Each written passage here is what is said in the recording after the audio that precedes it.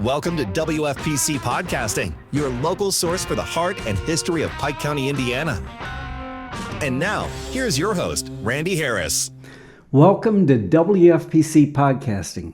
This is a weekly look at news, information, and the people in and around Pike County. Pike County is blessed to be served, by and large, with dedicated first responders, fire, EMS, police, who care about their neighbors. It's a small community. We know each other, and because of that, there is a lot of transparency. For several years now, in cooperation with the Pike County Public Schools and the Petersburg Police Department, there is an elective criminal justice class to teach the next generation what goes on behind that uniform. We're thankful to have the instructor of that program, Chad McClellan, with us today. Officer, welcome.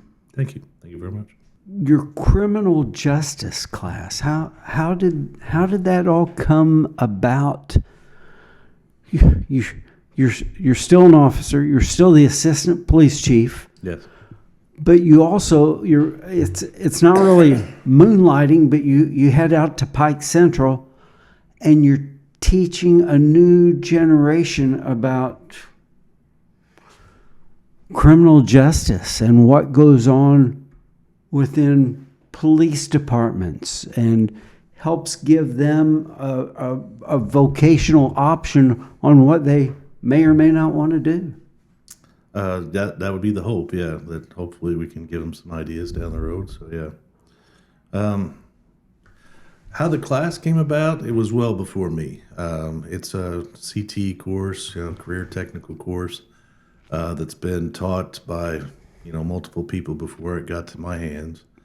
I would have never dreamed I would be teaching. I wasn't a terribly great student in school, and wasn't always that fond of school back then. But when it happened, Chad Tharp had the class. Mm-hmm. And he was a deputy and former PD officer, and he got sick with cancer, and he asked me when he was sick and taking some treatments if I would come in and substitute for his class. I was one of the few guys that had an education level enough to substitute, and so of course I jumped in there for that, and nervous, scared, talking in front of people, not my favorite thing to do. Give me a year, 2000. 10 years ago, so what? 15, 16. Yeah. And then Chad passed, and I didn't really want the class to end, and it kind of looked like it might, or at least it would leave Pike Central. It may have went to other schools, and kids would have had to travel to take it. So I kind of jumped in there and volunteered, and lo and behold, they hired me, and went through a program through Ball State to get my teaching license. I have what's called a workplace specialist license, meaning that between my education and my time working in this career was enough to qualify me to teach. And I strictly teach in this field. I couldn't teach English or history, but I can't teach this. And so I've been doing it for 10 years, and it was a revive of my look at law enforcement, I think.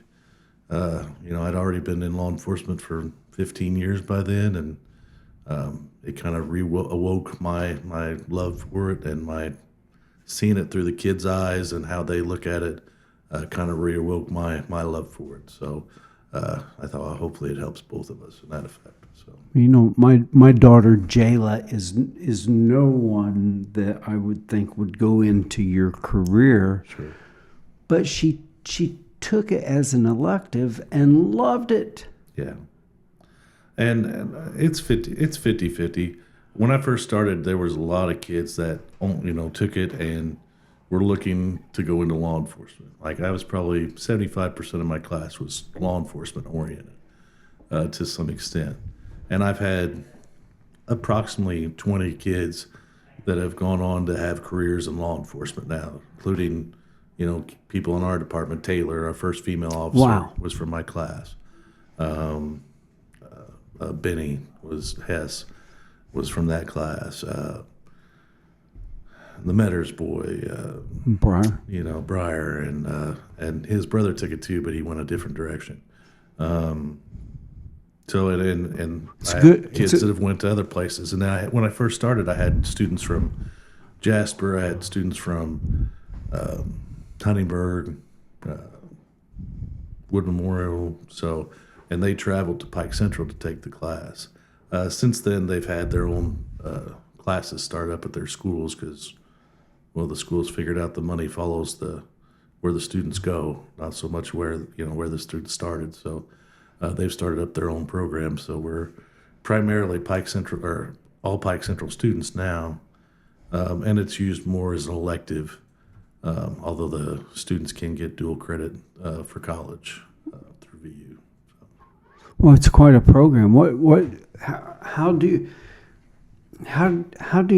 you teach them about your job standing up in front of them? How do you teach them from a educator's point of view to reaching students that really might not have any background in that? It has evolved over time. Obviously, there's lecture involved out of a book and different theories. I teach 4 different courses over the course of 2 years. This is the way the program's designed now, and that's how they get their dual credit. So VU has established that I'm, for their credentials, I can teach Survey of Criminal Justice, which is what we're on right now. Next semester will be Basic Police Procedures, which is more the everyday operations of law enforcement, where criminal justice encompasses everything: courts, jails, prisons, those type of things, and the law in general. And then now Basic Police Procedures will be more like everyday events and functions of the police department. Could be, we'll do traffic stops, we'll do some investigation types things, report writing, things of that nature. And then next year it'll switch, and my first semester will be criminology, which is more theory about why crime happens. We study different things like serial killers. That's usually a topic that the kids are interested in, and people in general. But everyday crime and how we use different theories to predict or understand how people would commit crimes or why certain people commit crimes. And then we have ethics and professionalism as the last semester. And with the uptick of focus on police brutality and things like that, we have a lot to talk about in that area too, with different current events that come up and talk about, just ethics in general, which I don't think you have to be that involved in law enforcement to know what's from ethics. Yeah, what's right and wrong, and Right. what you do and what you don't do. It's off limits. Yeah. You do a lot of role playing in that class, don't you? We do. And that's part of the technical side of it. So we get up and do stuff so that we're not just sitting there taking tests or doing written homework all the time. But both in the training of law enforcement in general and school, they found that through that scenario-based training is more effective generally. So like instead of just a final test, for this semester, for instance, we're about to do a mock trial. So they will get different roles. One will be a judge, they'll have a prosecutor, they'll have a defense attorney, and they will be presented with a case, and they'll hopefully develop that case and take it to trial. And then like Darren, our prosecutor, he loves to come in and help with the kids and, give his advice and how he would do things. We usually find a defense attorney to talk to the defense and give them their 2 cents on how they would work the case. Today on our e-learning, we watched a video of a mock trial to kind of get the idea of what we're looking to do. So that's just been introduced. So Your prosecutor was a police officer before he was a prosecutor. he was briefly, yeah. So it's interactive.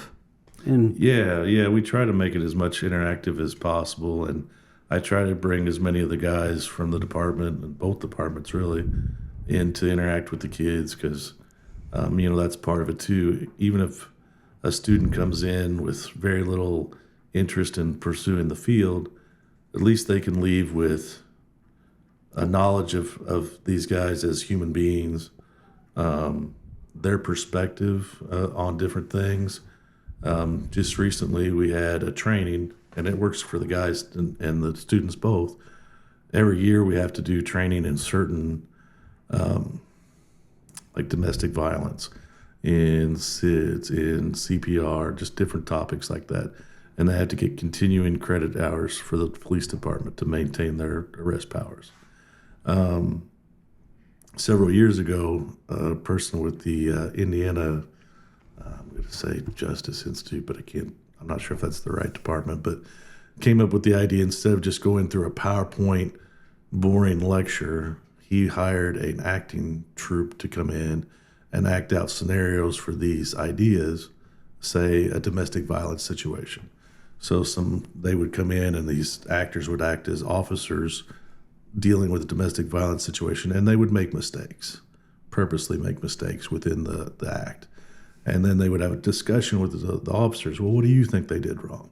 And the actors would, respond also, but they would stay in character as either the officer or even the suspect. And that kind of round table discussion of, hey, how should we fix this situation? What could we do better? Turned into a lot more interesting and I think just better training altogether. So since I have this access to kids and they like to perform, we bring them in, they do the same thing, and then they get to interact with the officers, and the officers say, hey, I think I would do this, and the kids can even ask them, well, what about this? And they get each other's perspective. So it works out pretty good. And you briefly mentioned on this, but this can be a recruiting tool to get more people involved, to get kids involved in your career. Yeah, it's worked that way. Well, Taylor's a great example. Taylor came into the class. Taylor definitely. Who would have picked Taylor at 16, 17, that she was going to be a police officer? She took the class, and she took it all 2 years, and then went and majored in criminal justice at OCU, and totally changed her whole idea. And she's a top student. Oh, by far. I still use her different assignments that she did as this is what I want it to look like, even today. And she'll be outstanding wherever she ends up. We've recently started working on some ICAC, Internet Crimes Against Children cases. She's excellent at that kind of stuff. She needs a detective role. She really does. She would be outstanding at that. So, but not for that class. We would have never had her as that. And she became our first female officer ever. We'll be right back. But first, let's take a minute to hear from our sponsors. WFPC Podcasting is sponsored in part by Hathaway Excavating and Rock Yard, located right here in Pike County on State Road 64, just west of the Arthur Junction near the new Pike County EMS building. Besides excavating and dirt work, Hathaway Excavating adds a rock yard to their bundle of services, along with all kinds of dirt work, septic cleaning, septic installs, and always local friendly service. Hathaway Excavating and Rock Yard, 812-582-2646. Recently, the real estate market has been unpredictable. But at Harris Real Estate, we still have clients looking for homes and properties. Let us help you sell your home and or property and or find your next one. We're local. We know the business. We know the community. Harris Real Estate has listed and sold hundreds of properties right here. Harris Real Estate, 812-380-1065. And when you wash your car or vehicle on a regular basis, there are many advantages. You're easier to see, you preserve the life of your vehicle, help maintain its value, protect its paint, prevent corrosion, and it just looks better. It only takes 6 quarters or your credit card to get it started. Stop by Petersburg Car Wash today. Petersburg Car Wash, home of the springtime yellow Mustang. 401 South 9th Street, Petersburg. Thanks to you, our audience, WFPC Podcasting is growing. Since the first episode was launched May 28th, 80,000 views, including full episodes and social media views, have come in, and it's growing. People are coming back and watching the original programs for the first time. We appreciate you. If you have a business or product that you would like to advertise, and if we're a good fit for each other, contact us, 812-354-2006. Thanks again for watching. And of course, Briar, he had some experience. Briar probably had some inclinations to do that. Benny, I'm not sure where his stuff was, but I've had officers. I mean, I have guys that have went off to Wisconsin. I had a student I wouldn't say 6 years ago, and she did a 180-degree turnaround. Without giving out any names, she probably had a drug problem pretty heavy in high school. Today, she teaches rehab at where she lives and is applying to the state police. Fabulous. So that's what it's all about. She's a really. I keep in touch with her and she with me and lets me know where she's going and how she's doing a lot. So are you is your target for juniors who will become seniors and then they take this as a senior, or can you reach down in the grades? The goal, only you can't be a freshman and get dual credit, but I do have freshmen. They put freshmen in my class. That's for the school to have an elective, and it's fine. I mean, it's not the best, most ideal situation. Little maturity helps. Well, I'd like to separate that a little bit. It'd be nice. But I hate to have a kid come in as a freshman, not get dual credit. Right. And then the next year they could have, and maybe they get interested in it, and now they didn't get that dual credit, which is helpful. I mean, you're talking about 6 credit hours. Oh, you bet. When you get to college, and the money just alone that they would save if they do 2 years, they have 12 credit hours going into VU, and they could take it to some other colleges. Depends, obviously how they whether they accept that same credit. I've found that in the educational field, it's a lot about dollars and cents. Mm-hmm. So while it may be good enough for one school, another school may determine it's not. So it doesn't always exchange 100%, but several of them will accept it. So parents out there watching this program, even grandparents,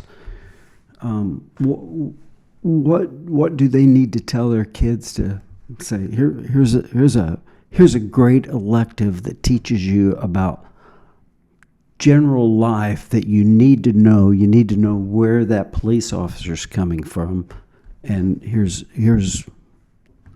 what you do. Yeah, like I say, if you're going to take a class like mine, if you're interested at all, it's a great class. If you think you might like that kind of stuff as a career, great class. You come in and you'll get a taste. You'll get a real feel. Okay, yeah, I really like this, or oh, this isn't for me. Which is either way is fine, because at least better to find out here than down the road after you've invested a lot of time and effort. If you want just a neat elective to take, I think it's a great class, because you you will have a insight into law enforcement and the criminal justice system as a whole that a lot of people don't have. I mean, adults have lived their whole lives and don't have the insight that this class would bring to you. Unless you've had a career of dealing with the criminal justice system, you wouldn't have this kind of insight into it. So I think it's great on that behalf. And interesting, it is for me. It seems to interest more people than not. I get a lot of good feedback from students and parents alike. Oh, my kid loves your class. He hates being in school all day, but he goes every day for your class. That's good enough for me. If that gets you to come to school every day, I'm pumped. That's good enough for me. If it makes you want to be a police officer down the road, that's great. If it just makes you respect the law enforcement we have, I'm okay with that too. So those are the realm of that. Now, Pike Central has a multitude of different CT courses that are outstanding and can make great electives and great job out there that need to be taken advantage of too. Mr. Kokenauer was in here a couple months ago, and that was one of the draws to Pike Central for him was we've got options for kids that's not necessarily college. Yeah, for sure. I mean, we put welding students out there in the job market, as soon as they walk out the door. I have precision machining right around the corner from my class. Those skills are highly sought after right now. They just started a construction class. I mean, I wish I had that class under my belt now. I mean, how many times have you wanted to build something, and we had to learn that, through the hard way. Yeah, mistakes, right? So I think that's a great class.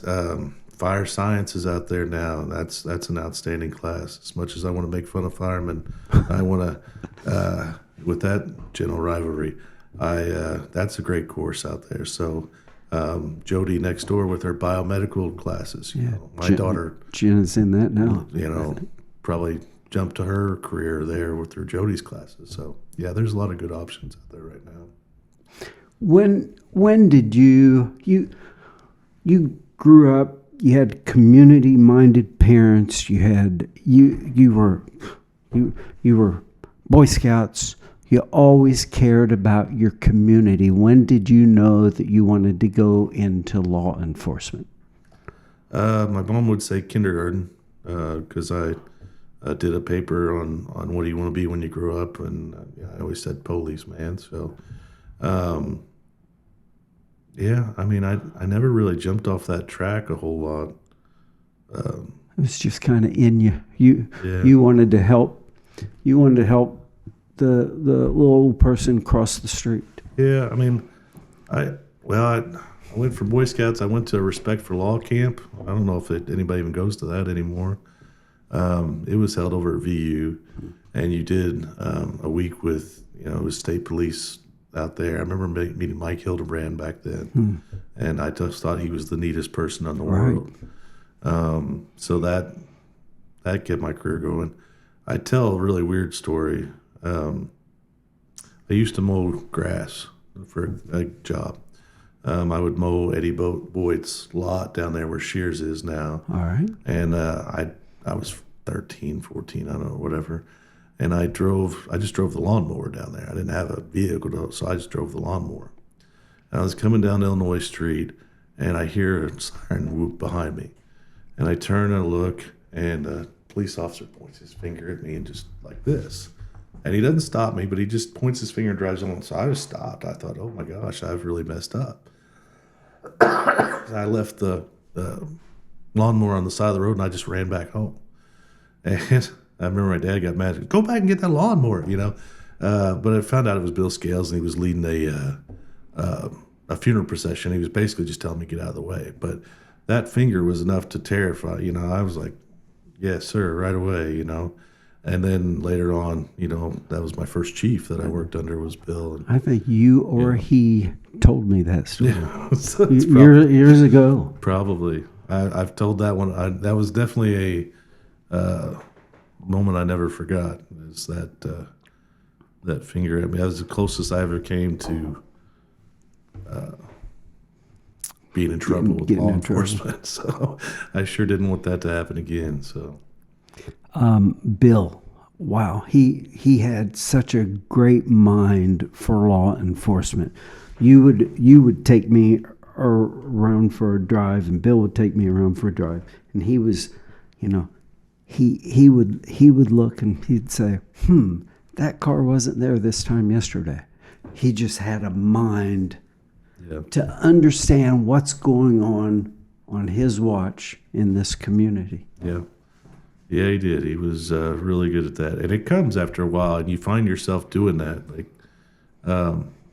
things that I thought were magical when he would do it or point it out, just like you say, saying, well, that car was parked a different way, or that, that person shouldn't, he doesn't usually go in there right now, or whatever it was.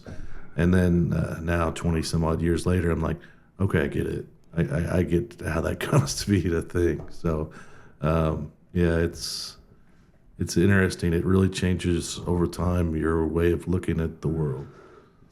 So you started, I'm guessing, about 1997, 98?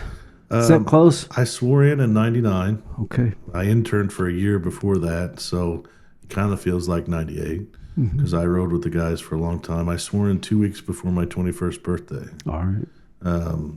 I remember asking the chief then was Joe Hill, and I said, well, what if I had to go into a bar? He goes, you're the police, go into a bar. And I thought that was kind of funny. But, yeah, I managed to swear in 2 weeks before my 21st birthday. I think I just bugged you guys to death until you finally hired me. But Well, what an asset you've been for this community.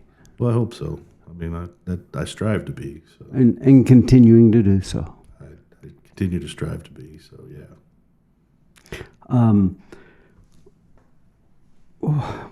What we see all of this, I think right here in Pike County, being such a small community, there's a lot of transparency. We respect the police. We know the police, whether it's sheriff's department or city.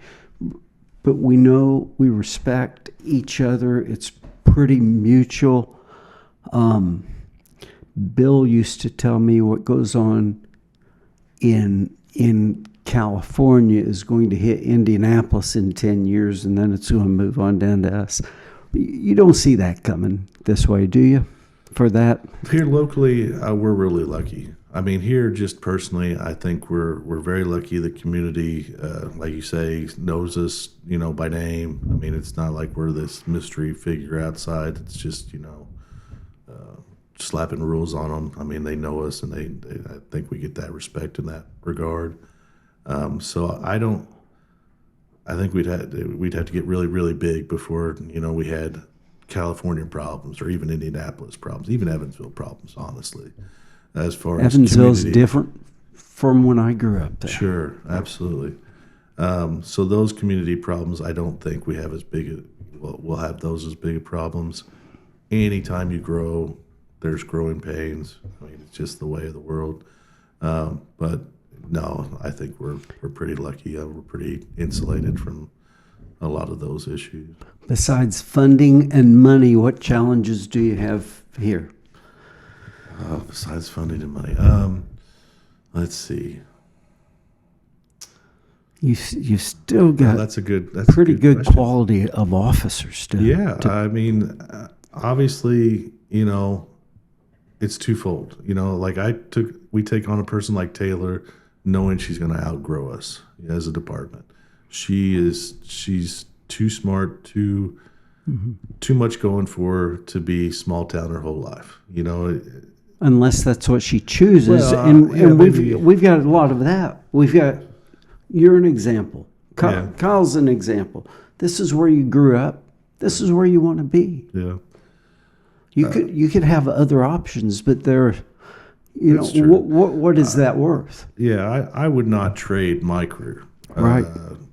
Obviously I've raised a family here and I want to be here for them and everything, but I wouldn't work as well in Indianapolis. I wouldn't work as well in Evansville. It doesn't suit me. And I don't say that to dissuade people from that, but like I say, these young people, they want to stretch their wings and fly and go to bigger and better places, and maybe they'll within come a short back. period of time. They might. Maybe they'll go out and taste it, not like it, and come back. It happens. And I would bring most of them back with open arms. So we have that issue with everybody wants to spread their wings. We used to have just locally on the city, they would just jump to the county, just no more room to roam. 13.4 miles within the city. I'd say driving the same small area, can be bog a person down. So I've understood that. So we have that challenge to try and maintain it. We've got a pretty good group right now. There's a mixture between young and old. You got the old farts like me, and then we got some pretty young kids that are in, and we just hired a new one that's kind of in the middle. I feel like he's probably one that could make a career out of it here with us. So it's not bad. We're pretty good right now. You're talking about the older ones, and is the age limit to attend the academy and become a perf? Is it 35? They've aged it up to 40 now. All right. So there's that, which is helpful because not everybody starts out as a baby and wants to do this right away. And somebody with a military career, they're perfect candidates. Right. So that was a nice change for us that helped us get people like Paul and now Dennis in here, where a few years ago you couldn't have hired them because they wouldn't have qualified for perf. They wouldn't have been able to get their 20 years in within a certain time frame. So that's been a benefit. Having the closer academy in Evansville, where you're home every night rather than living up in Plainfield for the week. A person with a family, it makes it a lot easier for somebody like that to do that. Where if you have a family at home waiting on you, being gone weeks at a time, for 16 weeks that could be a real struggle for families. So I'm sure that's dissuaded a few people over the years. So having that closer academy, I think, has helped us. But no, I don't have a whole lot of complaints on. I love our department. So. It's a great community, isn't it? It is. Well, we sure appreciate your service, and we appreciate your career here and what you're doing to introduce kids to what they need to understand about law enforcement. Well, they do like I say, they do as much for me as I do for them, I promise you, because like I say, I get to see it from their perspective. If you're doing the same thing and just kind of refeeding into yourself, then you don't ever see a different perspective. But every year I get a new batch of kids, and they can all give me new perspectives on it. And that helps me be better out here, too. I think Jayla loved your role playing and taking on different characters. She's an excellent actress. So, like I say, she took to it like a fish to water. It was outstanding. Mm. And as quiet as she is when she brings her stuff to the stage, she can be a whole different person. So that's opens up great. A different personality, doesn't it? Absolutely. No, she was a lot of fun. They're like I say, I would have never, if you'd asked me when I was younger, hey, you think you'll ever, I never would have dreamed. I could easily see myself, if I ever get out of law enforcement, to do that full time. It's a lot of fun. It's kind of like this. It's a new thing every day. And they let me see it through a new set of eyes. My girls are growing up now, so I don't get their opinion every day. I have to beg for their attention these days. So maybe I get some of that from them too. So, but I really enjoy it. Thanks for joining us for this program of WFPC Podcasting. The program is brought to you by Harris Real Estate, Hathaway Excavating and Rock Yard, and Petersburg Car Wash. Please like the podcast and share with your friends so more people can hear about WFPC. Visit it on our website, Spotify, YouTube, Apple Podcasts, and wherever you listen to your favorite media. Join us next Friday for another WFPC podcast exploring the people, information, and the news right here in Pike County. See you next week. Thanks for watching WFPC Podcasting, your local source for the heart and history of Pike County, Indiana. From back roads to town centers, we bring you the voices, stories, and news that shape our community.